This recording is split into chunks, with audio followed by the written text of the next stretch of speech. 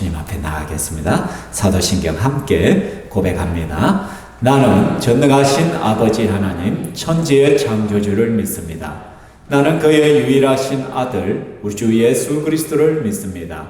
그는 성령으로 잉태되어 동정녀 마리아에게서 나시고 본디오 빌라도에게 고난을 받아 십자가에 못 박혀 죽으시고 장사되지 사흘 만에 죽은 자 가운데서 다시 살아나셨으며 하늘에 오르시어 전능하신 아버지 하나님 우편에 앉아 계시다가 거기로부터 살아있는 자와 죽은 자를 심판하려 오십니다. 나는 성령을 믿으며 거룩한 공교회와 성도의 교제와 죄를 용서받는 것과 몸의 부활과 영생을 믿습니다. 아멘. 이 시간 우리 함께 찬양하실 때 찬송가 93장 예수는 나의 힘이여 우리 찬양하겠습니다.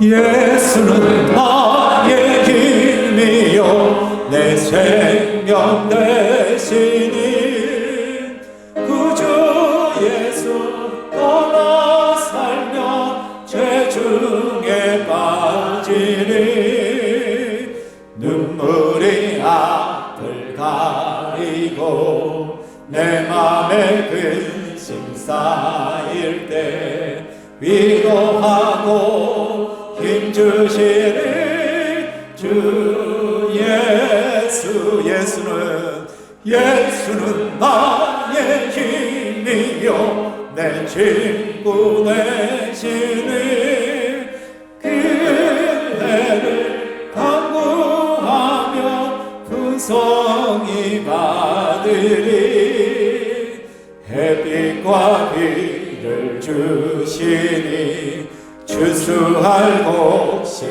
많도다 귀한 열매 주시느니 주 예수는 나의 힘이요 내 기쁨 되시니 그 명령을 준행하여 늘 충성하겠네 주야로 보호하시며 바른 길 가게 하시니 의지하고 따라가리 주 예수는 나의 힘이요 내 소망 되시니 이 세상을 떠나갈 때 곧 영생 얻으리 하늘은 복을 주시고 영원한 기쁨 주시니 나의 생명 나의 기쁨 주 예수. 아멘. 계속해서 찬양하실 때 우리의 고백입니다. 나는 주를 섬기는 것에 후회가 없습니다. 그렇습니까? 우리 다시 한번 찬양합니다.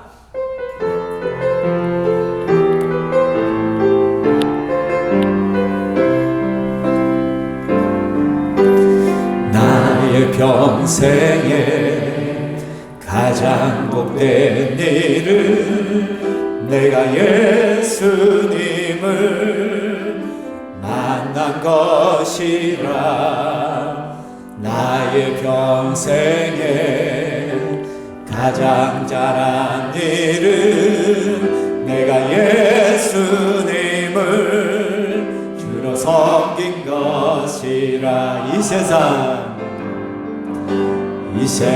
살 동안 내가 걷는 길이 때론 험하여서 넘어질 때도 주의 강한 손이 나를 붙드시니 나는 예수님만 주로 섬기며 살리 나는 주를 섬기는 것에 나는 주를 섬기는 것 것에 후회가 없습니다.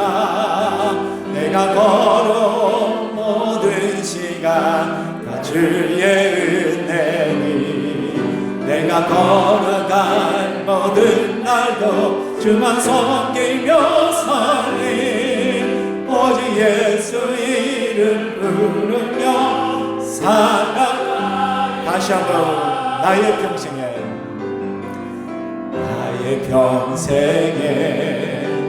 가장 복된 일은 내가 예수님을 만난 것이라면 나의 평생에 가장 잘한 일은 내가 예수님을 주로 섬긴 것이 이 세상 살 동안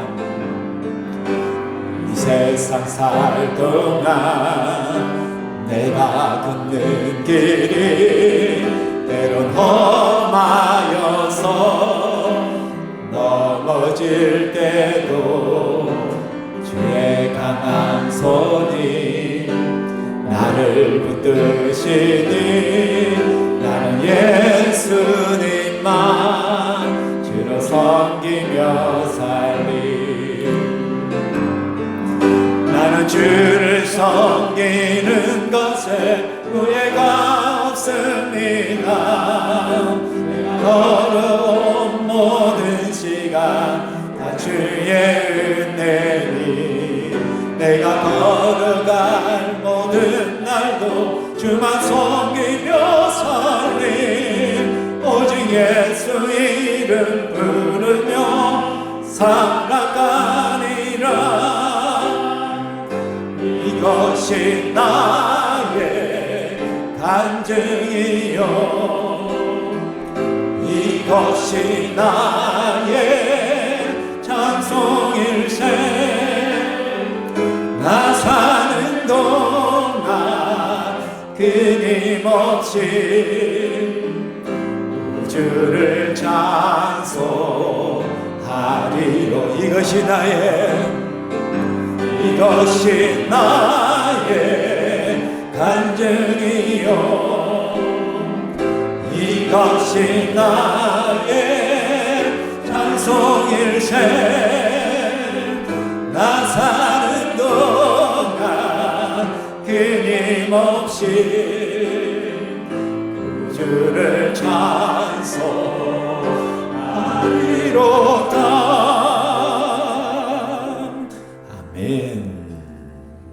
저는 이 신평당 가운데 예수 그리스도의 복음이 계속해서 전파되기를 원하며 새로운 생명이 나타나기를 소망합니다. 고린도를 방문했을 때 사도 바울이 하나님의 음성을 듣잖아요. 두려워하지 말아라. 이곳에 내 백성이 많다라고 주님의 음성을 듣잖아요. 신평당에 아직도 예수를 모르고 구원받을 백성들이 많은 줄 믿습니다. 그래서 우리 신평재단을 통하여 생명샘이 계속해서 솟아날 수 있기를 소망합니다. 우리 이 시간 믿음으로 한번 찬양했으면 좋겠습니다. 이곳에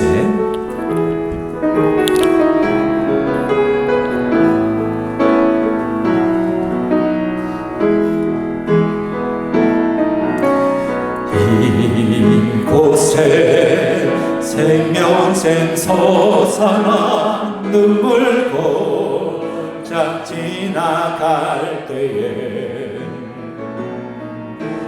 먹잖아 열매 맺히고 웃음소리 넘쳐나리라.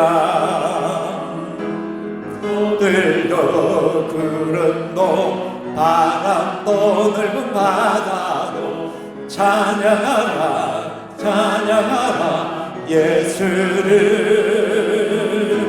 하늘을 울리며 노래해 나의 영혼아 은혜의 주 은혜의 주 은혜의 주. 그날에 하늘이 열리고 모든 이가 보게 되리라. 마침내 그리고 영광에 주가 오시리라. 꽃들도 구름도 바람도 넓은 바다도 찬양하라 찬양하라 예수를. 하늘을 울리며 노래해 나의 영혼아 은혜의 주 은혜의 주 은혜의 주. 아멘. 함께 일어나셔서 우리 함께 하나님 앞에 나가겠습니다. 우리 보좌 앞에 모였네 주님을 향하여 손을 들고 찬양합니다.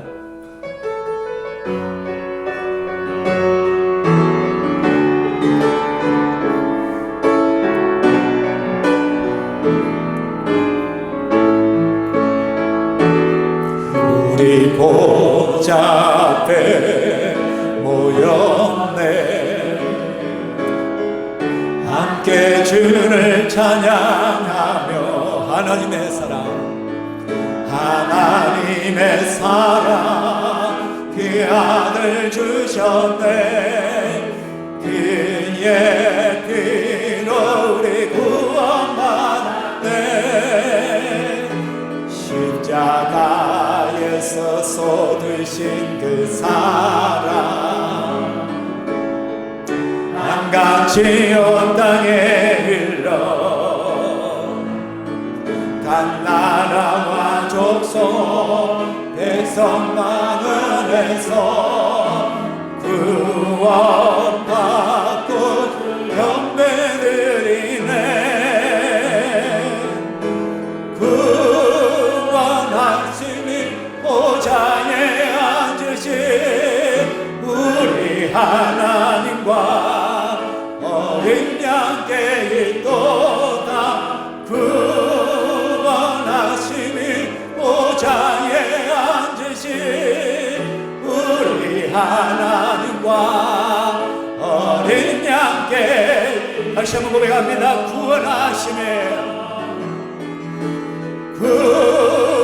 구원하시니 보좌에 앉으신 우리 하나님과 어린 양께 있도다. 구원하시니 보좌에 앉으신 우리 하나님과 어린 양께 있도다. 함께 자리에 앉으시고요 기도하겠습니다. 만왕의 왕 되신 여호와 하나님을 찬양합니다. 구원하심이 오직 보좌에 앉으신 어린 양 되신 예수 그리스도 앞에 있음을 고백합니다. 우리에게 믿음을 주시어서 예수님이 나의 구주요 나의 하나님이요 나를 위하여 십자가에 죽으시고 부활하심으로 나의 모든 죄악을 씻어주신 유일하신 나의 구주이심을 그 믿는 믿음을 허락하여 주심을 감사합니다. 이 시간 믿는 자들이 주님 앞에 나와 하나님을 경배하며 하나님을 예배합니다. 성삼위 하나님, 우리 가운데 임재하여 주시어서 우리의 예배를 받아 주시옵소서. 이 시간 우리 사랑하는 성도들이 마음문을 열고 주님만을 바라보기를 원합니다. 주님의 은혜를 깨닫기를 원합니다. 주의 음성을 듣기를 원합니다. 주의 말씀을 통하여 찾아오시는 하나님을 1대1로 개인적으로 만날 수 있기를 소망합니다. 사랑하는 주님, 우리를 긍휼히 여겨 주시옵소서. 지난 한 주간 우리의 허물과 죄악들을 이 시간 회개하오니 용서하여 주시옵소서. 하나님 말씀으로 새롭게 하시고 주의 성령으로 깨끗하게 하여 주시오며 주 예수 그리스도의 보혈의 피가 머리끝에서 발끝까지 흘러 넘치는 시간 되게 하여 주시옵소서. 사랑하는 주님, 우리가 VIP 초청주의를 준비하고 있습니다. 우리 심령마다 하나님 예수 그리스도의 심장을 허락하여 주시고 예수 그리스도의 마음을 허락하여 주시어서 한 영혼을 위하여 엎드려 기도하며 한 영혼을 위하여 눈물 흘리며 한 영혼을 위하여 땀 흘리며 달려갈 수 있기를 소망합니다.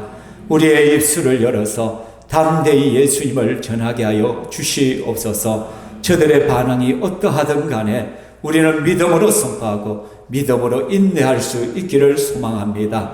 우리가 먼저 포기하지 않기를 원합니다. 주님의 신실하심을 바라보며 믿음으로 우리가 나아갈 때 언젠가는 주님의 열매를 보리라 믿습니다. 주여 도와 주시옵소서. 이 시간 부족한 종이 하나님 말씀을 들고 단에 서사오니 주의 은혜로 붙드시고 성령으로 충만하게 하여 주시어서 하나님의 말씀만이 바르게 증거되게 하시고 하나님의 마음이 밝히 드러나는 한 시간 되게 하여 주시옵소서.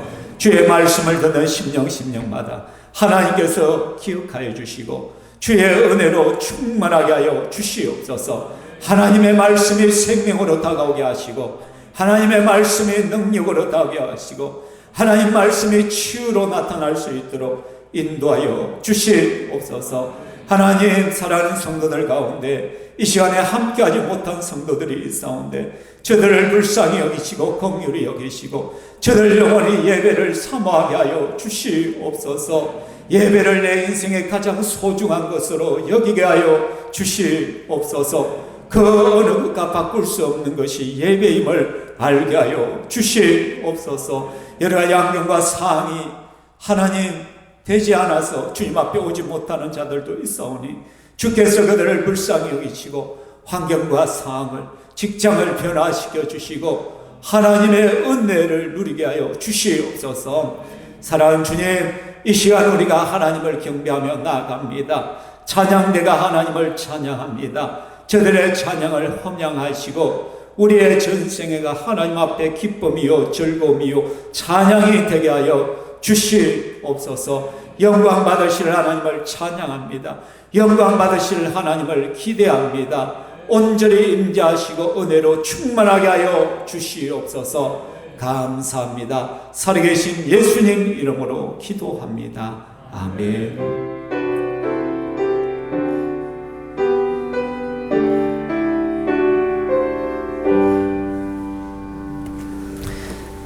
하나님의 말씀 보겠습니다. 하나님의 말씀 사도행전 17장 16절부터 23절까지. 사도행전 17장 16절부터 34절까지인데 23절까지 제가 봉독해 드리겠습니다. 16절입니다. 바울이 아데네에서 그들을 기다리다가 그 성에 우상이 가득한 것을 보고 마음에 격분하여 해당에서는 유대인과 경건한 사람들과 또 장터에서는 날마다 만나는 사람들과 변론하니 어떤 에피쿠로스와 스토아 철학자들도 바울과 쟁론할세 어떤 사람은 이르되 이 말쟁이가 무슨 말을 하고자 하느냐 하고 어떤 사람은 이르되 이방신들을 전하는 사람인가 보다 하니 이는 바울이 예수와 부활을 전하기 때문이라. 그를 붙들어 아레오박으로 가며 말하기를 내가 말하는 이 새로운 가르침이 무엇인지 우리가 알 수 있겠느냐. 내가 어떤 이상한 것을 우리 귀에 들려주니 그 무슨 뜻인지 알고자 하노라 하니 모든 아덴 사람과 거기서 나그네 된 외국인들이 가장 새로운 것을 말하고 듣는 것 이외에는 달리 시간을 쓰지 않음이르더라. 바울이 아레오바고 가운데 서서 말하되 아덴 사람들아 너희를 보니 범사에 종교심이 많도다. 내가 두루 다니며 너희가 위하는 것을 보다가 알지 못하는 신에게라고 새긴 단도 보았으니 그런즉 너희가 알지 못하고 위하는 그것을 내가 너희에게 알게 하리라. 아멘. 이 시간 찬양대 찬양하겠습니다.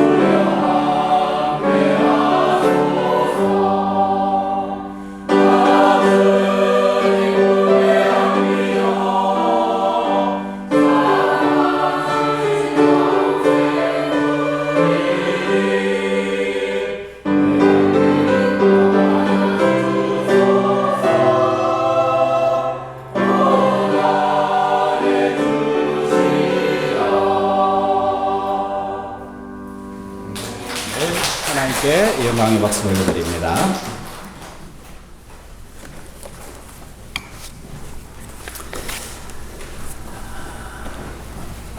오늘은 성도에게는 영적인 분노, 거룩한 분노가 있어야 합니다 라는 제목으로 말씀을 전하고자 합니다. 우리가 잘 아시는 대로 성령님의 인도하심을 따라서 사도 바울이 원래는 아시아 지역을 복음을 전하려고 하다가 성령이 막으시고 또 비두니아 북쪽으로 가려고 하다가 또 막으셨죠. 그래서 드로아에서 머물고 있는데 환상을 보고 마게도냐 사람이 우리에게 건너와 우리를 도우라는 그 환상을 보고는 드로아에서 이제 마게도냐로 갑니다. 그죠? 마게도냐는 지금 현재는 불가리아 땅과 그리스 땅을 그 당시는 마게도냐라 그렇게 불렀습니다. 그래서 마게도냐의 첫 성인 빌립보에 도달하죠. 그죠? 우리가 잘 아는 대로 빌립보에서 사도 바울이 루디아를 만나고 그래서 루디아 집에서 최초로 유럽 최초의 개혁교회 그런가 초대교회가 시작되어지잖아요. 그죠? 그리고는 또 정치는 여자아이를 고치고 그것 때문에 고발당했다가 그것에 간수를 만나고 그 간수의 가족이 예수님을 믿죠. 그죠? 그래서 초창기 빌립보 교회의 구성원은 루디아 가족과 이 간수의 가족이죠. 그래서 지난주에 우리가 말씀을 받기를 우리 인생에 기적들이 있는데 가장 큰 기적이 뭐라고 했어요? 바로 우리가 고난과 어려움과 정말 힘든 상황 속에서도 하나님을 찬양하고 기도할 수 있으면 그게 바로 기적이다. 우리는 문제가 있고 인생이 안 풀리고 힘들고 어려우면 원망하고 짜증하고 불평하고 누구 탓을 돌리게 되어지는데 그런데 정말로 기적의 사람들은 감사한다는 거예요. 찬양한다는 거예요. 기뻐한다는 거예요. 사도 바울이 억울하게 매를 맞고 착고에 차여서 그 엄침한 감옥에 갇혀서 신음 소리가 계속해서 흘러나오는 가운데서도 여호와를 찬양했을 때 옥문이 열리게 되어지고 또 그 사건을 인하여 간수 가족이 예수를 믿는 기적이 또 일어나게 되잖아요. 그죠? 그러한 놀라운 일들이 일어났는데 이제 사도 바울이 빌립보에서 또 어디로 가냐 하면은 왼쪽으로 하면 데살로니가 지역으로 갑니다.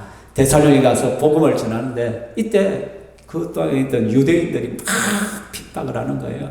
그래서 어쩔 수 없이 데살로니가에서 급히 어디로 가냐면 바로 아래 있는 베레아로 가게 되어집니다. 이 베레아에 갔는데 근데 베레아에서 말씀을 전했는데 어떤 일이 벌어져요? 데살로니가 사람들과는 다르게 이 베레아 사람들이 하나님 말씀을 얼마나 잘 받는지 열린 마음으로 오픈 마인드에서 하나님 말씀을 받는 또 간절한 마음으로 말씀을 받고 또 집에 가서는 그러한가 해서 묵상하고 그러다 보니까 어떻게 12절에 보면 그 중에 믿는 사람이 많고 또 헬라의 기부인과 남자가 적지 아니하나. 그러니까 이 베레아에서의 사역은 대성공이었어요. 믿는 사람이 굉장히 많아진 거예요. 심지어 헬라의 기부인들도 예수님을 믿게 되는 일들이 일어났더란 것이요. 그런데 어떤 일이 일어나냐면 데살로니가에서 사도 바울을 핍박했던 그 유대인들이 어디까지 쫓아왔냐면 이 베레아까지 쫓아온 거예요. 그리고는 복음을 방해하고 난동을 부리고 막 폭동을 일으키고 복음을 못 전하고 또 사도 바울을 잡아 죽이려고 하는 거예요. 그래서 어쩔 수 없이 사도 바울이 어디로 향하냐 하면 베레아에서 배를 타고 저 밑에 있는 아덴으로 내려오게 되었죠. 아덴까지 약 320km거든요. 배로서 한 4일 정도 걸려서 온 거예요. 그죠? 차로서 움직이면 한 4시간, 5시간 정도 움직일 수 있겠죠. 그죠? 그래서 이 아덴에 도착합니다. 여러분, 아덴이 어떤 땅이에요? 우리가 성경에는 아덴이지만 역사책이나 지금 세계 지도 속에는 어느 나라, 어디 도시? 아테네를 아덴이라고 말하죠. 그죠? 아덴은 전쟁과 지혜의 여신인 아테나를 숭배하는 것입니다.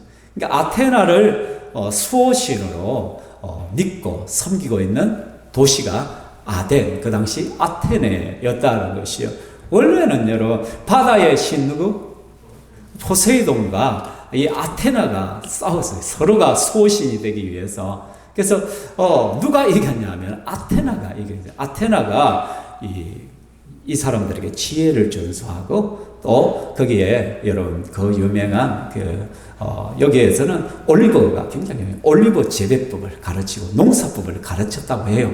모든 거짓말이지. 신화 속에 있는 것이에요. 어쨌든 이 아테나를 자기들의 수호신으로 섬기고 있는 거예요. 또 아테네는 어떤 곳이에요? 우리가 잘 알듯이 굉장히 유명한 철학자들의 도시잖아요. 그죠? 소크라테스, 그 유명한 소크라테스가 있고, 소크라테스의 제자하는 거 플라톤이 있잖아요. 플라톤. 또 플라톤의 제자가 누구예요? 아스토텔레스죠. 그죠? 그러니까 이 세상에 철학자 하면 딱 이름을 내걸 수 있는 그 유명한 세 철학자가 바로 이 아덴에 거처하고 있다는 거예요. 그러니까 이 아테네는 말 그대로 세계의 중심이나 마찬가지였다는 거예요. 그 당시. 그리고 이 아테네에 가면은 엄청난 신전들이 막 있는 거예요. 우리가 흔히 말하는 그리스 가면은 그 아테네 가면 제일 먼저 보는 것이 뭐예요? 파르테논 신전이잖아요. 그죠? 파르테논 신전이 뭐냐? 아테나를 숭배해서 아테나를 섬기는 신전이에요. 그죠? 가로 33m, 또 길이가 60몇 메다 돼요. 엄청나게 그 당대에는 최고의 과학 기술을 동원해서 지은 엄청난 파르테논 신전이 있고요. 그리고 옆에는 에렉테이아 신전이 있고요. 또 니케 신전이 있고요. 여러 신전이 아크로폴리스 위에 다 포진되어 있는 거예요. 한마디로 이곳은 도시 전체가 신들에게 드려진 거대한 제단과 같은 거예요. 여러분, 그리스나 터키나 어디 보면 그 당시 그런 데 가보면 뭐냐면 높은 산들은 다 아크로폴리스가 있어요. 그곳에 다 신전들이 있어요. 수호신들이 다 배치되어 있거든요. 사도 바울이 아덴에 급히 오는 바람에 실라와 디모데와 동행하지 못했어요. 그래서 바울이 그들이 올 때까지 이제 도시를 둘러보기 시작. 그가 눈을 들어서 도시 전체를 둘러보는 거예요. 그가 뭐를 봤겠어요? 바로 이러한 곳곳에 위치한 수많은 신전들과 수많은 우상들을 봤겠죠. 그죠? 그 가장 대표적인 바로 아크로폴리스에 있는 파르테논 신전을 봤겠죠. 지금은 복구한 것이 저 정도이지만은 그 당시 복구 이전에 그 완벽한 파르테논 신전은 어마어마했을 거예요. 그죠? 그래서 이 엄청난 도시에 있는 수많은 우상들과 신전을 바라보면서 사도 바울이 어떤 감정이었느냐? 오늘 16절에 보니까 같이 읽어볼까요? 바울이 아덴에서 그들을 기다리다가 그 성에 우상이 가득한 것을 보고 마음에 격분하여. 바울이 아덴에 흔히 보면 보통 사람들 같으면 그 아덴에 딱 도착하면 기가 팍 죽을 수밖에 없어요. 그 높은 산들 아크로폴리스마다 어마어마한 신전들이 있고요. 수많은 신들을 모시는 그런 우상들이 있단 말이에요. 그리스 로마 신화가 여기서부터 시작된 것이잖아요. 그죠? 그러니까 그것을 볼 때 다른 사람들은 다 와 멋있다, 야 아름답다 라고 말할지 모르지만 사도 바울은요 그 성에 우상이 가득한 것을 보고 마음에 격분했다는, 마음에 격분해. 좀 한글 번역이 마음에 안 드는데 원어를 딱 보면은 그의 영이 격분했다라고 분유라는 단어를 써야 돼요. 그의 바울에 있는 영이, 바울 안에 있는 영이 막 격분을 했다는 것이죠. 내 안에 있는 영혼이 격분을 했다는, 분노가 일어났다는 거예요. 왜? 하나님을 섬겨야 될 사람들이, 하나님을 예배해야 될 자들이 그 수많은 우상들을 섬기고 그 쓸데없는 그 수많은 신전을 그렇게 어마어마한 규모로 지어놓고 거기에 경배하고 그것을 섬기는 모습에 마음이 너무너무 상했다는 것이요. 사랑하는 성도 여러분, 이러한 마음은 아무에게나 일어나는 마음이 아닙니다. 하나님의 마음을 가진 자만이 격분할 수가 있는 것입니다. 하나님 말씀대로 살고자 하는 사람의 눈에는요, 영적인 것이 보이기 시작한다는 거예요. 눈에 보이는 것이 전부가 아니란 거예요. 그 화려함 속에 감추어진 수많은 우상을 보고 마음에 안타까움이 생기는 것이죠. 하나님의 질투심이 그 속에서 일어나기 시작한다는 것이죠. 사랑하는 성도 여러분, 여러분은 어떠합니까? 이 세상을 바라보면서 어떤 거룩한 분노들이 있습니까? 여러분, 이 세상은요, 하나님만 알고 섬기던 에덴이 아니에요. 에덴 동산에서는 그 아담과 하와는 하나님만을 섬기는 곳이었어요. 에덴이. 그러나 온갖 우상으로 가득 찬 또 하나의 아덴이 바로 이 세상이라는 거예요. 지금 우리는 에덴을 사는 것이 아니라 아덴을 살고 있다는 것을 기억해야만 됩니다. 그래서 이 땅을 보십시오. 여러분, 눈에 보이는 신상들은 그렇게 많지 않겠죠. 그러나 실제로 눈에 보이지 않는 수많은 우상들을 우리는 섬기고 있죠. 또 눈에 보이는 우상들을 섬기고 있어요. 그게 뭐예요? 가장 대표적인 것이 우리는 탐욕이란, 탐심이란 우상을 가지고 살아가고 있잖아요. 끊임없이 더 하면서 더 긁어 모으려고, 더 모으려고 하는 그러한. 그래서 여러분, 한때 우리나라 서정가를 강타했던 굉장히 유명한 책들이 있었어요. 몇 년 안에 10억 만들기, 또는 나의 노후 자금 몇십억 만들기, 막 그런 책들이, 재테크 책들이 엄청나게 불티나게 팔리잖아요. 여러분, 좀 선진국 사람들이 보는 책들을 보면요, 좀 문학을 많이 읽어요. 고전들을 좀 많이 읽어요. 근데 우리나라 사람들은 책도 지지리도 안 읽는데, 그 중에 읽는다고 하는데 대부분 어떤 책을 봐요? 재테크예요. 뭔가 어떻게 시리죠. 어떻게 하면 부자, 어떻게 하면 살을 뺄 수 있을까, 어떻게 하면 건강해질 수 있을까, 어떻게 하면 뭐 할 수, 이런 것에만 맨날 관심. 그게 우상이 실제로는. 우리는 또한 성공이란 그 우상에 빠져들기 시작하는 거예요. 그렇죠. 그래서 뭔가 자꾸 취하고 싶은 좋은 것들, 가지고 싶은 욕망들이 끊임없이 우리 속에는 일어나고 있잖아요. 사랑하는 성도 여러분, 그러므로 이 땅은 정말로 또 하나의 아테네임을 우리는 알아야만 되는 것입니다.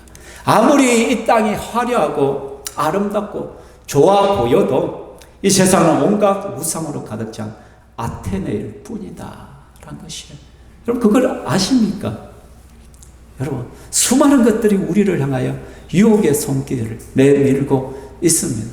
그래서 예수를 믿는 주님만으로 만족한다고 고백하는 우리들 속에서 끊임없이 부럽다. 나도 저렇게 살고 싶다. 나도 저게 진짜 멋진 인생이지. 저렇게 살아야 제대로 사는 것이지 하면서 우리는 그것을 목표로 해서 끊임없이 달려가고 있다는 거예요. 그러면서 끊임없이 좌절을 또 하죠. 무한 경쟁 시대에서 마치 동물의 왕국과 같은 이 세대에서 성공하는 사람이 많겠어요? 실패하는 사람들이 많겠어요? 실패하고 좌절하는 사람들이 훨씬 더 많잖아요. 여러분, 주식해가지고 성공했다는 사람 주위에 들어보셨어요? 망했다는 사람들은 많이 들어봐도 성공했다는 사람은 별로 없을 것이에요. 그죠? 이게 우리의 인생이라는 것이죠. 그런데도 우리는 끊임없이 그런 것들을 추구한다는 거예요. 명예와 근세와 돈과 부와 성공이란, 또는 화려함이란 멋진 인생을 꿈꾸고 있죠. 그죠?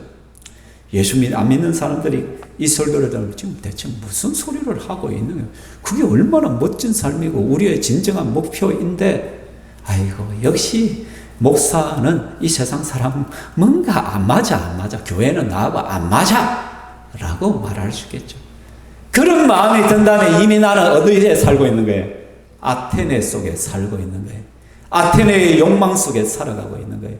그 아덴의 우상 속에 내가 지금 살아가고 있는 거예요. 내 호주머니에 돈이 좀 없으면 기가 죽고 자신감이 떨어지고 막 비굴해지고, 내 호주머니에 좀 돈 좀 있으면 의시되고 막 내가 된 줄 알고 막 고급차 끌고 다니면서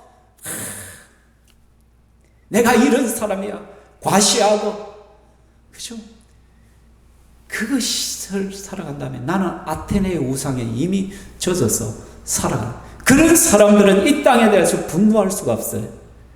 거룩한 분노와 영적인 분노가 일어날 수가 없어요. 내 안에 하나님 말씀대로 살지 못하는 내 모습을 바라보면서 분노할 수가 없어요. 내 안에 끊임없이 일어나는 그런 세속적인 욕망을 내가 발견할 때마다 그것을 안타까워하면서 가슴을 치는 마음이 일어날 수가 없다는 것이에요. 이 세상 사람들이 오히려 부러워지는 거예요. 그죠? 여러분, 미운 어린 새끼가 백조 새끼였죠. 그죠? 그런데 자기가 다르잖아. 그래 끊임없이 어떻게 자기 형제들과 같아지기 위해서 얼마나 노력했겠어요. 그죠? 발걸음 연습도 했을 거예요. 머리에 책 올리고 뒤뚱뒤뚱. 오리의 가장 강력한 매력은 어디에서 나와? 힙에서 나오거든요. 그 흔들거리는 그 힙에서 나오는데, 그런데 이 백조는 끄그적거리는 거야. 마음에 안 들어. 그래서 맨날 거울 보면서 연습할 거야. 또 우리 오리들은 꽥꽥 얼마나 목소리가 좋아. 그런데 백조는 막 끄끄 하는 게 뭐인가. 맨날 취한 목소리가 나가. 그러니까 맨날 목소리 계란 한 개씩 깨먹으면서 연습했을 거야. 근데 같아질 수 있어, 없어요? 절대로 같아질 수가 없는 거예요. 그런데 이 미운 오리 새끼가 나중에 커서 어떻게 돼? 갑자기 날개가 막 펴지면서 한 번 해봤는데 날기 시작하는 거야. 그리고 자기의 몸이 흰색으로 완전히 바뀌기 시작하는 거야. 부리도 예쁘게 나오기 시작하는 거야. 그리고는 또 흔들어 보니까 어떻게 장궁을 날기 시작하는 거야. 그리고는 자기가 뛰놀던 바로 그 연못을 내려다보는 거야. 그 연못에 뭐가 있어요? 자기와 함께 뛰놀던 그 수많은 오리들이 뭐 하고 있어? 그 진흙탕에 얼굴을 쳐박으면서 막 미꾸라지 한 마리라도 더 먹을 겁니다. 그거 하고 있는 거야. 그리고 한 마리 먹었다가 깨깨깨 아이고 좋아, 아이고 맛있어 하고 있어. 그 백조가 밑에 내려다보면서 얼마나 한심해 보이겠어. 아이고 한 마리 더 먹었다고 저렇게 기뻐하고 즐거워하네. 야 저기 좋다고 저렇게 떠들고. 우리 성도의 삶이라는요 백조의 인생이에요. 이 세상과 아무리 같아지려고 해도 같아질 수가 없는 인생이에요. 내 안에 예수의 영이 있는 사람은 그것으로 만족할 수가 없어요. 예수의 영이 있는 사람은 정말 만족하는 것이 뭐예요? 내가 예수님을 닮아가는 것에서 기쁨과 만족이 일어나잖아요. 여러분 예수의 사람들은요 내 자식이 뭐 좋은 대학 가면 좋겠죠. 공부 잘하면 좋겠죠. 그것보다도 여러분 신앙생활 잘하고 믿음생활 잘 되는 걸 보면서 기뻐하고 즐거워하고 감사하는 거예요. 내 자식들이 나에게 용돈 봉투 뭐 몇백만 원씩 푹푹 넣어주고 해외여행 보내주고 그것이 정말로 행복한 것이 아니라 내 자식분들이 신앙생활을 잘하고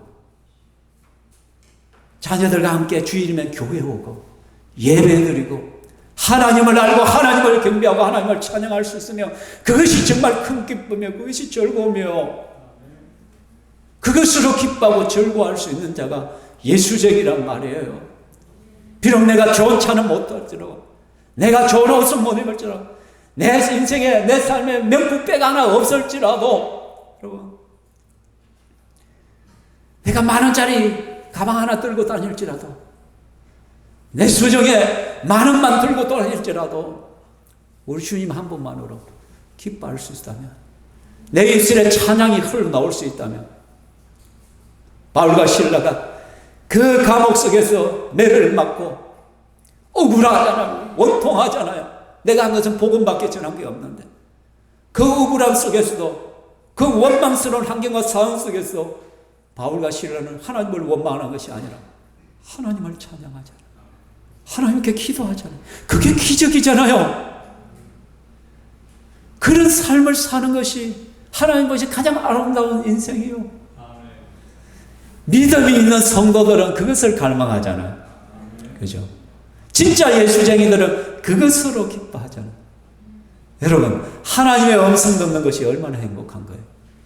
하나님 말씀이 깨달아지는 것이 얼마나 큰 기쁨이에요. 그죠? 사도 바울이요.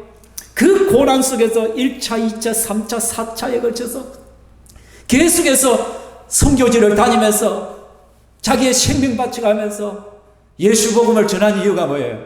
이것도 중독이에요, 여러분. 좋은 의미에서 중독이에요. 예수님이 좋아지기 시작하면 내가 좀 힘들어도 어려워도 이 자체가 기쁜 거야. 가만히 있을 수가 없는 거예요. 입을 다물 수가 없는 거예요. 예수님을 말하고 싶은 거예요. 예수님을 찬양하고 싶은 거예요. 그러므로 성도는요, 정말 이 세상에 대하여 영적 격분을 느낄 줄 알아야 돼요. 그 사람이 바로 또 하나의 또 다른 바울이 되는 것입니다. 아멘. 여러분은 또 한 사람의 바울로 살아가시기 바랍니다. 그러면 요즘 여러분들은 무엇 때문에, 무엇에 분노하고 계십니까? 지난 한 주 여러분이 분노한 것이 있다면 무엇에 분노해 보셨어요? 내가 운전을 하고 왔는데 갑자기 내 앞으로 차가 쓱 들어왔어요. 들어오셔도 됩니다. 뒤에 서 계시는데, 들어오십시오. 우리가 뭘 그냥 차가 나를 앞질러 확 지나갔을 때 여러분 혹시 분노가 일어나지 않습니까? 그런 것들에서 어이씨 감히 내 차를 가로질러가 갑자기 화가 팍 나는 거예요. 나도 악셀레이터를 팍 와, 이 기분 좋아. 그래 이래야지. 그러거든. 아니면 내가 지난 한 주에 좀 억울한 일이 있었어. 또 내가 손해보는 일들이 있었어. 그것 때문에 여러분 분노하고 가슴 아파하지 않았어요? 잠이 안 와그냥 막 누구한테 싫은 소리 한마디 들어서 내가 뭔가 손해보는 일이 생겨서 잠이 안 와 그냥. 여러분 그런 것에 격분합니까? 여러분은 그런 것에 분노하지 않습니까? 내 자식이 말을 안 들어, 내 뜻대로 안 돼, 막 화가 나죠. 분노가. 우리는 이런 것들에 분노한단 말이에요. 이런 것에 격분한다라는 거예요. 누가 스쳐 지나가면서 한마디 한 것이 화가 나고. 그런데 정말로 우리가 분노해야 되고 격분해야 되는 것은요, 이 땅의 아테네 댐에 대해서 격분할 수 있어야 돼요. 여러분 세상이 온갖 욕망과 쾌락과 그것을 위해 끊임없이 나가. 그러면서 윤리도 사라지고 도덕도 사라지고 법도 사라지고 내가 잘 되면 뭐든지 오케이라고 생각하는 그런 인생의 삶을 살아가는 것 때문에 우리는 분노할 수 있어야 돼요. 근데 여러분 우리 속에 일어나는 이런 분노를 우리는 어떻게 해소해야 될까요? 어떻게 해결해야 될까요?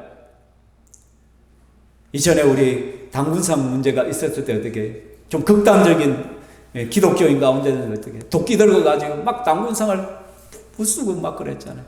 또 극단적인 선교단체들이 막 봉헌사라든지 절이나 그런 곳에 가가 뭐 해요? 그런 곳에 가가 막 땅밖에 기도한다고 그곳에 찬양하고 그걸 갖다가 사진으로 남기고 막 영웅 심리를 보이기도 하고 막 그렇게 했었죠. 여러분 그게 아니잖아요. 오늘날 이 땅에서 그렇게 살면 안 되죠. 왜? 우리는 종교가 분리되어 있기 때문에. 종교와 정치는 분리되어 시대를 살고 있고 기독교 국가가 아니라고 하죠. 여기 법치가 국가잖아. 그렇게 하면 안 돼.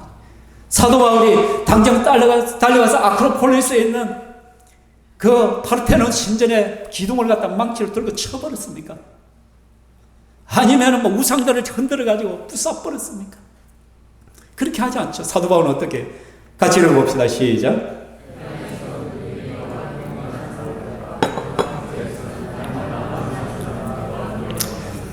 그럼 해당에서는 유대인 같겠네. 해당에는 누가 들어와요? 유대인들이 들어오죠.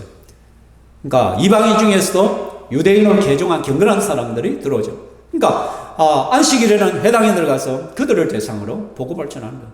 그리고 평일에는 어떻게 장터에서 날마다 만나는 헬라인들, 이방인들을 향하여 변론했다는 것은 복음을 전했다는 거예요.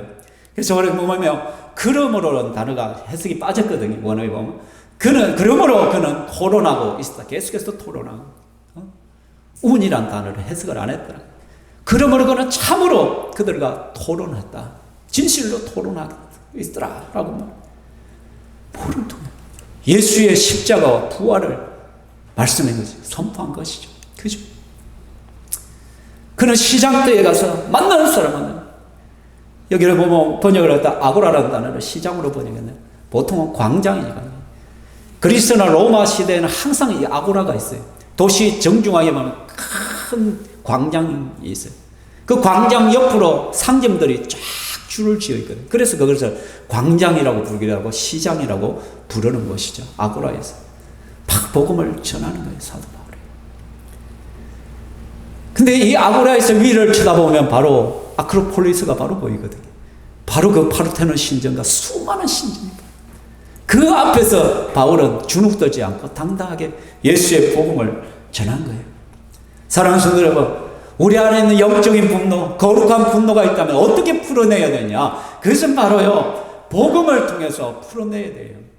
우리는 이 세상이 아테네라는 것을 안다면, 이 세상을 향하여 분노함이 있다면, 그 거룩한 분노, 영적인 분노가 일어나고 있다면, 그럼 복음 외에는 세상을 바꿀 수 없어요. 복음 외에는 사람을 바꿀 수가 없습니다. 박은환이라는 사람이 어떻게 이렇게 변화됐겠어요? 제가 예수 믿기 전에 나밖에 모르는 사람이고, 어쨌든 간에 망한 우리 집안을 이렇게 세우는 그거 목표 하나로만 저는 살았어요. 저는 철두철미한 사람입니다. 심리검사를 하면은 애니어그램을 막 1번이면 완벽주의자입니다. 그래서 남에게 지는 걸 저는 싫어합니다. 모든 것이 경쟁입니다. 그래서 싸워서 무조건 이겨야 됩니다. 그게 제 심리고 제 성향이야. 그래서 누구한테 치지 않습니다. 공부도 경쟁적으로 하고 모든 것을 경쟁적으로 해봤습니다. 근데 제가 예수를 믿고 나서 이게 무너지기 시작해요. 이게 무너져요. 내 삶의 목표가 누군가를 이기는 것이 내 삶의 목표가 아니란 거예요. 내 삶의 목표가 내가 부자 되는 것이 아니란 말이에요. 내가 잘 사는 것이 아니란 말이에요. 만약에 그게 목표였다면 제가 목사가 되었겠어요? 제가 왜 이 자리에 있겠어요? 저는 그렇게 살지 않습니다. 제 안에 예수가 없었다면, 복음이 없었다면 저는 이렇게 안 삽니다. 얼마든지 세상에 나가서 불러겠는데, 그죠? 복음만이 사람을 바꿀 수 있는 거예요. 복음이 없는 사람은 자기밖에 모릅니다. 이기주의자입니다. 내 가족밖에 모릅니다. 나의 성공밖에 모르고 내 가족의 성공밖에 모르고 어쨌든 간에 남을 밟고 일어서야 돼. 내가 잘 돼야 된다. 내가 누군가에게 명함 하나 내본 거예요. 제가 어저께인가 그저께 TV 잠깐 보는데 그런가 요즘 우리 청년 시대가 MZ 세대들이 대부분 비정규직이잖아요. 보통 비정규직이 거의 70%, 80%다. 취업 준비를 하고 대기업을 들어가고 싶은데 몇 년을 해도 못 들어가니까 어떻게 하면 중소기업에 들어가긴 들어가요. 근데 중소기업 가서도 뭐해요? 그 회사에 집중하는 것이 아니라 영어 학원 다니고 자격증 따로 다니고, 왜? 어떻게든 대기업에 다시 들어가야 되기 때문에. 그래서 그 한 인터뷰하는 아가씨가 그 말을 하더라고요.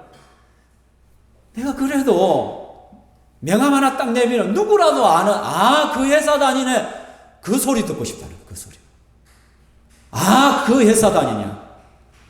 그거 듣기 위해서 끊임없이 일하고 있다라는 것이, 그것이 유일한 목표인 거예요. 그것이 내 삶의 목표인 거예요, 여러분. 사랑하는 성도 여러분, 그런데 예수를 믿으면 분명히 우리도 그리스도인들도 좋은 곳에 가야 돼요. 대기업도 가야 되고, 여러분 좋은 정부부 부처에도 가야 되고, 좋은 언론인도 돼야 되고 합니다. 그게 전부가 아니잖아요. 우리는 그게 도구잖아요, 도구. 우리는 내 직업과 직장이 도구잖아요. 왜? 내가 그곳에서 예수 그리스도를 전가하고 예수 그리스도를 높이기 위한 하나의 도구에 불과한 거예요. 하나의 장소에 불과한 것이 그게. 우리의 추억은 복음이잖아요. 근데요, 이렇게 사도 바울이 이곳에서 열심히 복음을 전했는데 그 결과는 어떠냐?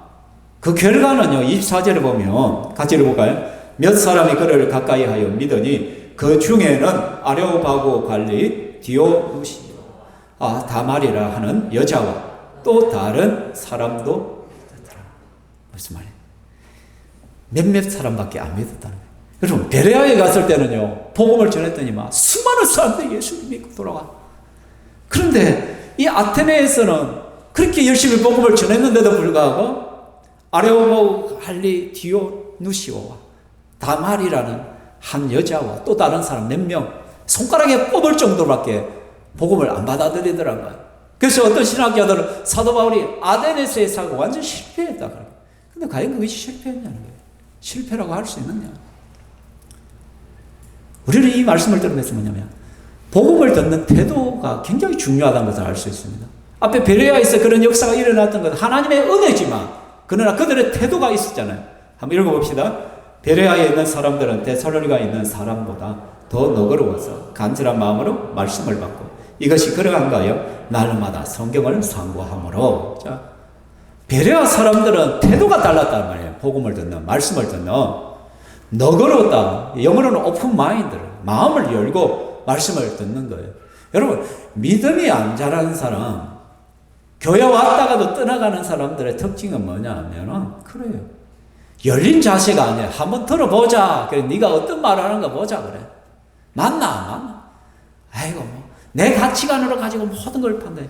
오픈 마인드가 안 됐어요. 한번 정말로 백지상태에서 들어보려고 하잖아요.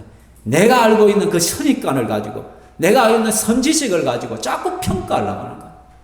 오픈 마인드가 안 돼 있는 거예요. 근데 베레아 사람도 오픈 마인드가 돼 있는 거예요. 그리고 간절한 마음으로 말씀을 받는 거예요.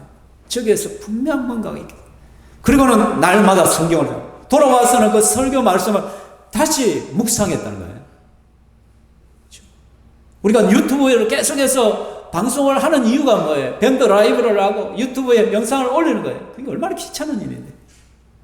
그래도 매주마다 우리 이종환 집사님 수고해가지고 유튜브에 올리잖아요. 왜냐면 이거 하려면 그냥 올리는 것이 아니라 화질도 조정해야 되고 막 정말 시간이 많이 걸려요. 실제적으로. 여러분이 묵상할 수 있는 시간.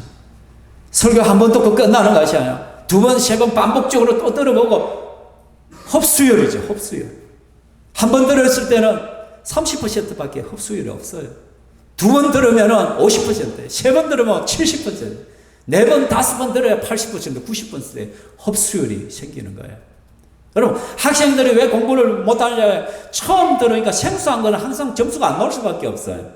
그런데요, 내가요, 중학생이 초등학생 문제를 보면 보여요, 답이. 왜? 이제 익숙하거든. 흡수율이 달라요, 흡수율이. 믿음이 바로 그런 거예요. 근데 데살로니가 교회 사람들도 마찬가지였지만 그곳에 있는 사람, 아덴 사람들도 마찬가지예요. 그들은 그런 태도가 아니에요. 그들은 어떻게 교만으로 가득 차 있었단 말이에요. 왜? 지적인 교만. 여러분, 철학이 어디로부터 시작해요? 이 아덴으로부터 시작되었잖아요. 아까 말했던 유명한, 그죠? 누구? 플라톤이 있었고, 아리스토텔레스가 있었고, 소크라테스가 있고. 여러분, 제가 그리스를 가보니까 왜 철학이 발달할 수밖에 없는지를 알았어요. 왜? 그리스는 지중해 성기후에. 그러다 보니까요, 해만 뜨면 더워요. 해만 뜨면 따가워요. 그래서 여러분, 그리스나 터키 가면 보면 사진 찍어보면 다 선글라스를 껴요. 왜 껴냐? 안 끼면 눈 망하기 때문에. 눈이 상하기 때문에. 필수적으로 선글라스 써야 되고, 얼굴에 선크림 꽉 발라야 되고, 태양빛을 그대로 받아버리기 때문에 너무 따갑거든. 금방 새까매져 버리기 때문에. 그러니까 그리스에는요, 오후 2시만 되면 모든 거 샤터 다 닫아버려요. 그리고 뭐 하잖아요. 자빠져, 자. 그리고 또 뭐 하냐? 시원한 데 가가 뭐 하냐면 이야기나. 그러니까 철학이 발달할 수밖에 없어. 그 시간에 뭐 하겠어? 일찍 문 닫아버리고 저기다 앉아서 인생이 뭔지, 왜 살아야 되는지. 그렇게, 환경이 그렇게 만드는 것 같아요. 근데 우리나라는 어떻게, 아침부터 저녁 쇠가 빠지게 일해야 겨우 밥을 먹고 사는 거야. 근데 그리스에는요, 온 천지가 보면 올리브 나무야. 그의 조상들이 올리브 나무를 곳곳에 심어놨기 때문에 밖에 나면 올리브가 주릉주릉 달려있어 그냥. 이것만 수확해 팔아먹어도 먹고 다 사는 거예요, 여러분. 그리고 얼마나 광야한 평지가 많은지, 거기다 밀을 갖다 심고 하면 그 밀 그냥 수확해가지고 먹는 거야. 그러니까 여유가 있는 거예요. 그러니까 지적인 교만이에요. 또 문화적인 우월성이에요. 철학의 도시고. 우리가 세계의 중심이란 거예요. 한번 여러분, 우리가 경상도 사람이, 부산 사람이 서울에 가봐. 서울에 있는 사람들이 뭐예요? 아이고, 촌놈들. 부산 촌에서 왔나. 학교 가면 친구들이 완전 촌놈 취급하지. 그죠? 저거들이 막, 나는 서울 출신. 그 중에서 어디 출신? 강남이야. 나는 막 내 집이 강남이야. 얼마나 의시네. 나는 부자고. 나는 대치동 학원을 다니고. 그러니까 교만한 거예요. 바울이 복음을 전해도 행위를 한번 떠들어봐라. 이 말쟁이가 뭐 하는지 한번 들어보자. 이야기해봐. 그리고 이들은 철저하게 현세주의자이고 쾌락주의자들이에요. 그 당시에 에피쿠로스 악바라지만 쾌락을 최고의 신으로 여겼어요. 근데 여기서 말하는 쾌락은 좀 우리하고는 좀 달라요. 무슨 소리냐? 마음의 평안, 아트락시아라는 단어를 쓰는데, 마음의 평안을 최고의 쾌락이고 즐거움으로 생각해요. 왜 뭐 등 따시고 배부르니까 뭐 마음이 편안하겠지. 이게 최고의 선인가요? 그건 현실주의자예요. 철저하게 현실주의자. 신을 부정하지 않지만 관심이 별로 없어요. 실제로 신전은 그렇게 많이 세워나갑니다. 또 스토아 학파는 뭐냐면 이성을 중시해요. 막 우리의 인간적인 이성, 그러니까 자꾸 지식을 추구하는 거지, 그죠? 그리고 또 범신론을 주장, 자연을 신격화해서 섬기고 막 그런. 그러니까 이런 것으로 가득한 게 현세주의고 쾌락주의. 이러니까 복음에 관심이 없는 거예요. 이 땅의 사람들이 왜 교회를 안 오는지 아십니까? 왜 복음을 안 듣는지? 현실주의자들이에요, 이 사람들. 철저하게 등 따시고 배부르면 된다라는 사람. 내 인생을 즐기면서 살아야 된다는 현실주의자들이기 때문에 내세에 대해서 생각 안 해요. 미래에 대해서도 생각 안 해요. 그냥 지금 좋아야 돼, 지금. 지금 즐거워야 돼. 지금 잘 돼야 된다라는 것이죠. 또 말씀을 단순한 지적 호심으로 받는 거예요. 왜냐면요, 이 아덴 사람의 특징은 21절에 나왔어요. 한번 읽어볼까요? 모든 아덴 사람과 거기서 나그네 된 외국인들이 가장 새로운 것을 말하고 듣는 것. 여러분, 맨날 모여가지고 철학이 어떠니, 인생이 막 이야기한다. 그러면 서로 이야기하다 보면 맨날 듣던 이야기야. 그러다 보면 새로운 누군가가 하나 딱 정량이가 새로운 이야기를 하면 귀가 솔깃하는 거예요. 저거 우리가 못 듣던 이야기인데 한번 들어보자. 한번 말해봐. 그래서 바울에게 말할 기회를 준 거예요. 뭐냐면 지적인 호기심이에요. 새로운 것을 알고자 하는 그런 호기심이 때문에. 그러니까 여러분, 교회 오는 것이 호기심 때문에 온다면, 설교 듣는 것을 단순한 지적인 호기심 때문에 듣는다면 그 사람 믿음이 자랄 리가 없어요. 그렇죠? 내가 어떤 이상한 것을 우리 귀에 들려주니 그 무슨 뜻인지 알고자 하는, 한번 말해봐. 이런 태도인 거예요.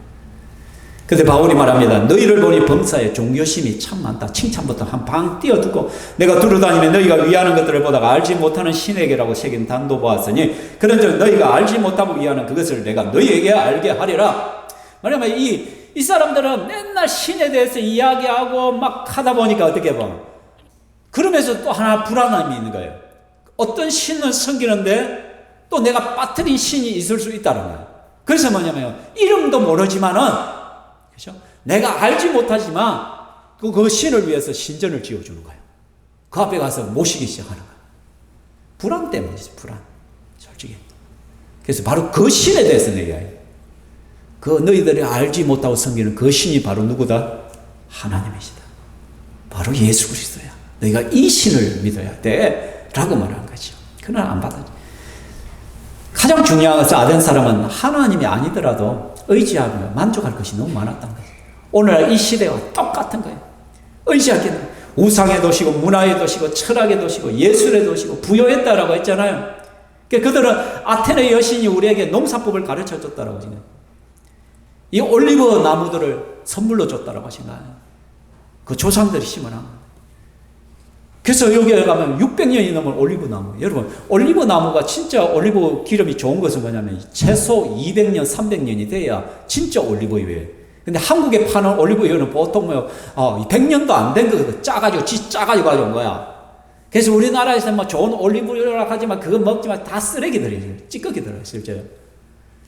진짜 올리브유는 200년, 300년, 청년기에 올리브유에서, 나무에서 나오는 올리브를 짜야 진짜 백이다, 진짜 백이야. 그래. 제가, 제 아내가 터키에서 올리브유를 하나 사야 된대. 나는 속으로 사지 말았으면 했는데, 그 올리브유를 하나 샀는데, 기껏 250ml인데 5만 원이야. 0.22% 최고급 올리브유를 했네. 나 모르겠어. 그거 왜 샀는지 모르겠어. 돈이 아까워 죽겠는데. 그것도 아니야. 그러니까 채성의 올리브가 막 있는 게 그게 넘치는 거예요. 근데 신기하게도요, 여러분 아십니까? 그리스가 국가 부도 났다는 거. 지금 또 부도 맞을 판이야. 이 풍족함이 있으면서, 근데 그리스 사람들은 뭐라고 생각하냐면, 국가가 부도났지 내가 부도났나? 국가는 분명히 부도가 났어요. 만약 공산품이 안 나니까, 그는 농업이 주업이다 보니까 그 세계에서 다 수입을 해야 되니까. 그런데 일반 주민들은 뭐예요? 맨날 저거 집 앞에 가면 뭐가 있어? 올리브 나무가 있죠. 광활한 밀밭이 있죠. 저거들은 부도 안 났단 말이야. 그러니까 국가가 부도 났지 우리가 부도 났나? 부유한 거예요. 그렇게 만족. 등 따시고 배부르니까 하나님을 안 찾는. 그리고 하나님의 때가 되지 않았다는 거지, 결국은. 여러분, 우리가 VIP 초청주의를 하면서 복음을 전하지만 그렇게 애썼는데도 사람들 잘 안 와요. 또 교회 왔다가도 우리를 허탈하게 하기 전에 한 주, 두 주 오다가 눈치 보다가 이제 빠져나갈 구멍을 찾아. 그러다가 한 달, 두 달 되면 서너시 빠져나가. 그죠? 그럴 때마다 우리는 가슴이 무너져 내려요.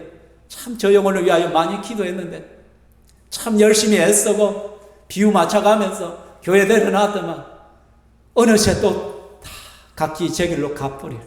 실망이 돼. 근데 여러분, 실망하지 마세요. 바울은요, 아덴에서 사역의 열매가 크게 안 나타나니까요.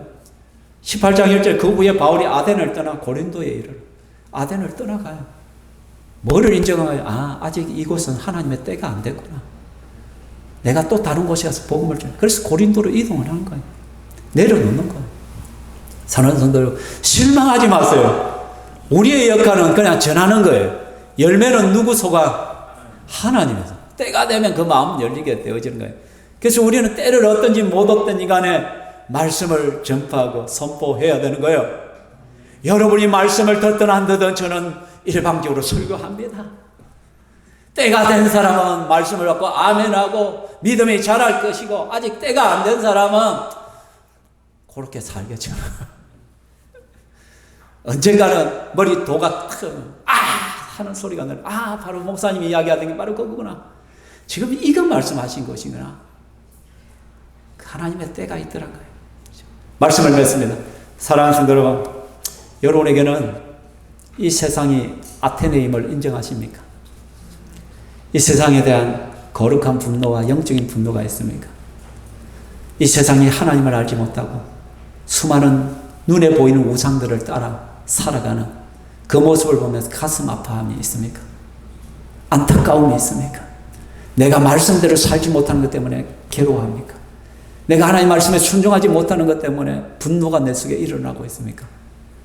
이게 있어야 돼. 이게 진짜 그리스도인이에요. 그러면 그 분노를 품었는데 그 분노를 어떻게 풀어내면? 결국은 복음 전파로 풀어내야 돼. 그리스도의 복음을 전하. 복음만이 그 영혼을 살릴 수 있고 변화시킬 수가 있는 것입니다. 그리고 여러분은 말씀을 대하는 여러분의 태도는 어떠합니까? 혹시 교만이 있다면 깡그리 내려놓으시. 여러분이 똑똑해봐야 얼마나 똑똑해요. 여러분 이 머리가 지식이 얼마나 되겠어요?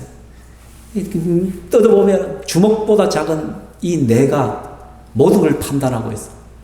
여러분이 세상의 지식을 안다면 몇 %나 알겠어요? 세상의 모든 지식의 1%라도 알 수 있어요? 0.1%도 됩니까? 아니요. 심평에 일어나는 모든 정보 지식에도 여러분 0.01%도 몰라요. 그런데도 이 조그만 뇌를 가지고 다 판단해. 내가 이해되어지면 오케이. 이해 안 되면 좀 틀렸어. 맞지 않아. 라고 말. 목사님 설교 그렇게 하면 안 돼요. 안 맞아요. 틀렸어요. 그런 것이 어딨어요. 이 조그만 뇌로 그 0.01%도 안 되는 그 자기 지식을 가지고 모든 것을 판단하는 거예요. 감히 피조물이 창조주 하나님을 판단하고.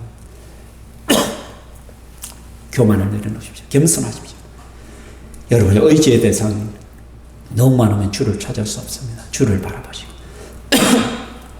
여러분의 부요함이 또 주님을 놓치지 않기를 소망합니다.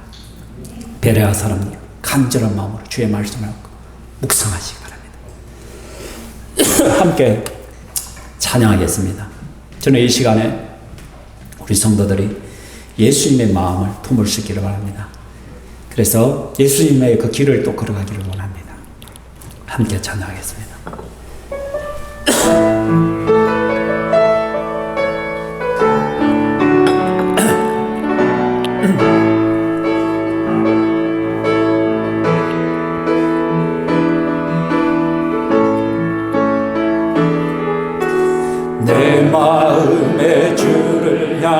무한한 사랑이 나의 말엔 주가 주신 진리로 나의 눈에 주의 눈물 채워주소서.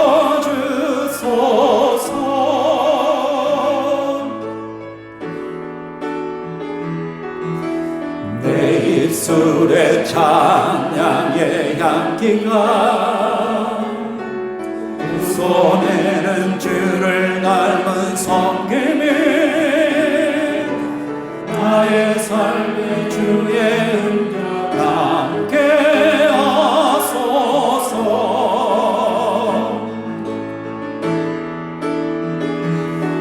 하나님의 사랑이 영원히 함께하리. 십자가의 길을 걷는 자에게 순교자의 삶을 사는 이에게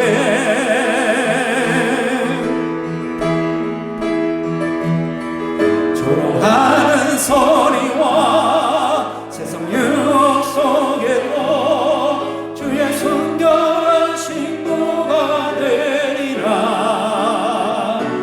내 생명 주님께 드리리. 하나님의 사랑이 영원히 함께하리. 십자가의 길을 걷는 자에게 순교자의 삶을 사는 이에게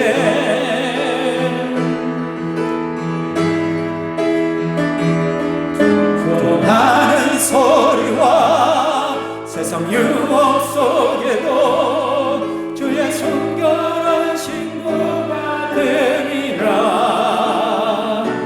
내 생명 주님께 드리리. 이 시간 우리 한번 기도할 때 우리 안에 거룩한 분노들이 일어나기를 원합니다. 내가 하나님 말씀대로 살지 못하는 것에 대한 분노가 있기를 원합니다. 내가 주님 마음을 아프게 해드는 것 때문에 분노가 있기를 소망합니다.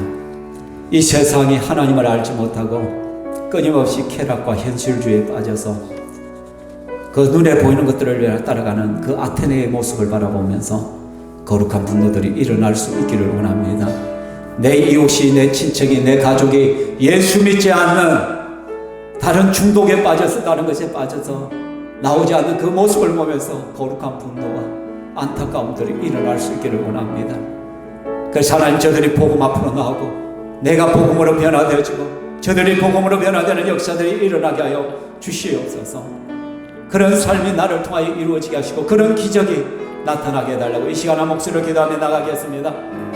살아계신 하나님 아버지, 이 시간에 수많은 영혼들이 또 다른 아테네 속에서 수많은 우상들을 섬기며 신들을 섬기며 그렇게 살아가는 저들을 바라보며 우리 안에 하나님의 마음을 품은 자들이 거룩한 분노들을 바라봅니다. 저들을 안타까이 여깁니다. 저들이 부러운 것이 아니라 저들을 불쌍히 여기는 마음이 우리 속에 있습니다. 아버지 하나님, 그 마음이 간절하여서 저들을 향하여 끊임없이 예수님을 전하고 예수 복음을 전할 수 있게 하여 주시옵소서.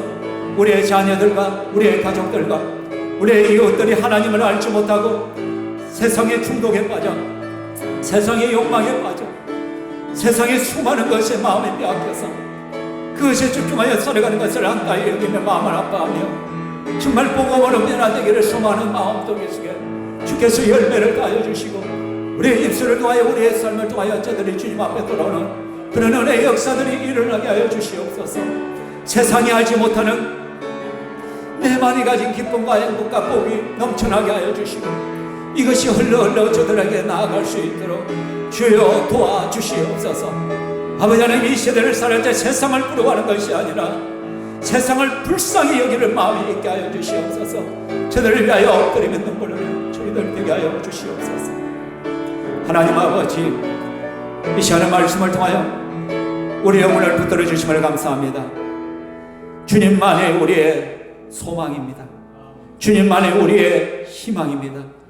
하나님, 수많은 사람들이 또 하나의 아테네 속에서 눈에 보이는 욕망과 눈에 보이는 그러한 성공을 위하여 달려가며 그것이 전부인 양 살아가는 이 시대에 우리를 예수 그리스도를 믿게 하시고 새로운 가치에 눈을 뜨게 하심을 감사드립니다. 우리는 더 이상 세상을 부러워하는 자들이 아니라 세상을 불쌍히 여기는 자로 살아갈 수 있기를 원합니다. 혹이라도 하나님, 내가 누리지 못해서, 내가 저들과 같지 못하여서 부러워하며 내 자신을 원망하며 내 자신을 비하며 살아가는 성도가 있습니까? 하나님 불쌍히 여기시고 이 시간 주의 성령께서 회복시켜 주시고 주 안에서 살아가는 것이 가장 큰 기쁨이요, 주님이 기뻐하는 그 삶을 사는 것이 가장 내 인생의 큰 가치가 되게 하여 주시옵소서. 매일매일의 삶 속에 하나님의 뜻을 이루며 하나님 말씀대로 살아가고 또한 저들 영혼들을 바라보며 눈물로서 기도하며 저 영혼을 향하여 복음을 전가하며 살아가는 것이 가장 복된 인생임을 알게 하여 주시기만을 원합니다. 지금 이 순간에도 우리 주님을 알지 못하고 이 세상 아테네 속에서 그 욕망 속에 그 중독 속에 하나님을 알지 못하게 살아가는 내 가족들을 기억하시고 나의 자녀들을 기억하여 주시고 내 이웃들을 기억하여 주시옵소서. 나의 VIP들을 기억하여 주시옵소서. 그들 마음을 부드럽게 하시고 그들 영혼이 주님을 찾을 수 있도록 마음문을 활짝 열어 주시옵소서. 우리를 통하여 영혼 구원의 역사들이 오늘도 일어나게 하여 주시옵소서. 사랑하는 주님, 우리 사랑하는 성도들이 또 귀한 선물과 물질을 들고 주님 앞에 나왔습니다.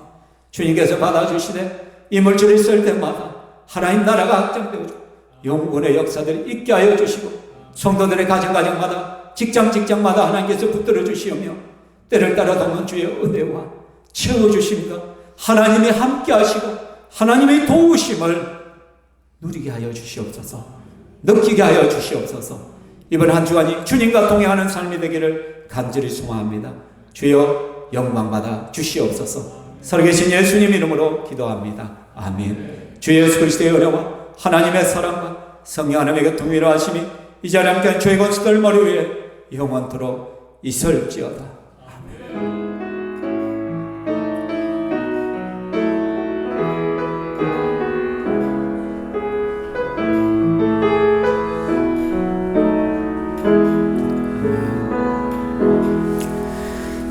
하나님께 영광의 박수를 드리겠습니다.